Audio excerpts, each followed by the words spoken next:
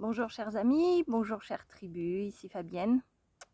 Aujourd'hui je viens vous parler de l'expérience que j'ai vécue pendant plusieurs semaines, plusieurs mois même, avec le cadeau que m'a fait ma fille à Noël. Donc ce livre, Maman, je veux connaître ton histoire. Donc très intéressant ce que j'ai pu explorer, ce que ce livre m'a amené à aller trouver au fond de moi. Et avant ça, je voudrais expliquer aussi pourquoi il n'y a pas eu beaucoup de vidéos, parce que ça m'a pris beaucoup de temps. C'est ça que j'ai envie de vous partager, parce que aussi je continue toutes mes activités donc de kinésiologie. Je reçois en séance, toujours chez moi, dans la forêt, dans un petit cabanon en pleine nature, cabanon des secrets, où il se dépose beaucoup de choses intimes.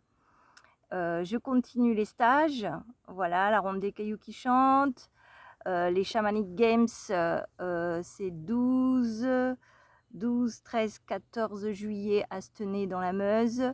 Il y aura une ronde des cailloux qui chantent à la Monzy-Montastruc en Dordogne, 15, 16 et 17 août. Vous retrouvez toutes les dates sur mon site. La nouveauté, c'est qu'on sera en nature, en pleine forêt, qu'il y aura possibilité de loger en camion, en tente ou bien en petit chalet. Voilà. Ensuite, voilà pour les informations. Sinon, tout est sur le site fabiennemaurice.fr. Donc, je reviens à l'écriture de ce bouquin-là. 180 pages. Voilà, je vais faire, c'est à l'envers, que j'ai rempli en couleur. Donc voilà, ma fille aînée, Tilly, m'a offert ce livre à Noël. Donc, quand j'ai reçu ce livre, je l'ai mis un petit peu de côté, on va dire, en me disant, bon, je verrai ça plus tard, j'ai pas trop le temps pour l'instant. Et puis, il était là, il me faisait des petits coucous par moment, et je l'ai feuilleté, parce que je l'ai trouvé dense, et j'ai eu besoin d'abord de lire toutes les questions, tout ce dont ce livre parle, et je l'ai trouvé très beau. J'ai trouvé les textes magnifiques, les textes écrits, mais qui sont du coup de ma fille envers moi, et les questions assez profondes, difficiles même à répondre par moments.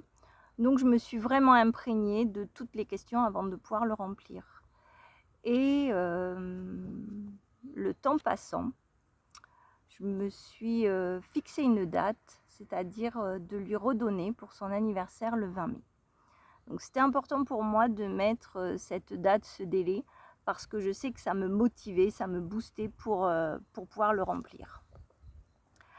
Alors avec ce livre, j'ai fait le grand écart. Grand écart depuis ma naissance, on va dire, jusqu'à ma future mort, on va dire aussi, puisque d'abord, il y a beaucoup de questions sur le passé, sur les parents, sur l'école, les centres d'intérêt, les premiers amours, etc.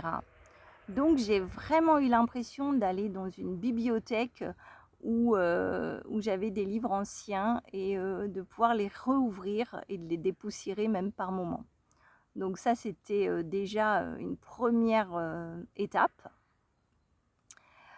Et puis ensuite, les dernières questions sont quand même quel est le message aux générations futures, quelle lettre écrire à mes enfants.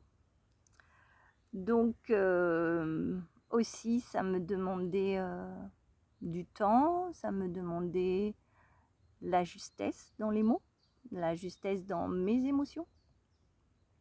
Et donc c'est vraiment cette impression de grand écart en fait dans le temps. Ensuite, je l'ai rempli donc avec des couleurs. Je ne sais pas si vous voyez bien la caméra. Voilà, j'avais envie qu'il soit beau. Et je me suis rapidement rendu compte que je ne mettais que des souvenirs heureux. Et je me suis dit, mais en fait, si les générations futures lisent mon histoire, ou même mes enfants, en fait, la vie, ça n'est pas que des choses toujours belles, faciles, heureuses. Et donc, je me suis dit, là, je suis en train de spolier une partie de mon histoire.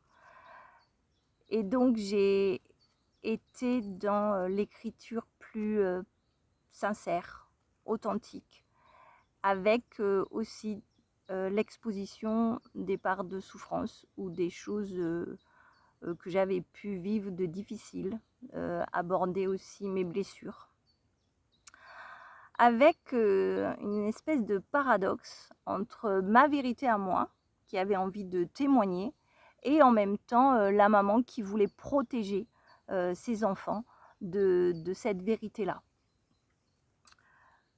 Bon, je respire un coup.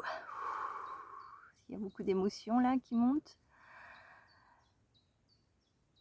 Et donc, j'ai pu aborder des thèmes, notamment l'année 2014 qui pour moi a été très difficile, sans rentrer dans les détails. Mais ça a ouvert l'écriture d'une autre partie de moi que je fais à part de ce livre, qui sera justement d'aller aborder ce trauma, de pouvoir y replonger, y mettre les mots justes, et puis aussi raconter le chemin de reconstruction, raconter tous les outils qui m'ont aidé, voilà, la crise existentielle, le burn-out professionnel, mais également la séquestration, les viols dont j'ai été victime en 2014. Voilà, c'est posé. Difficile à dire et pourtant important de le révéler.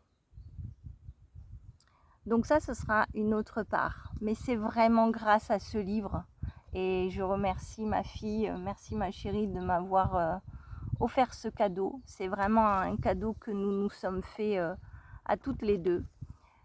Et qui a ouvert vraiment mon cœur, mais aussi mon être sur ce que j'ai pu vivre dans la matière, sur cette terre, dans ma vie, et de pouvoir l'exposer avec aussi tout le chemin de résilience.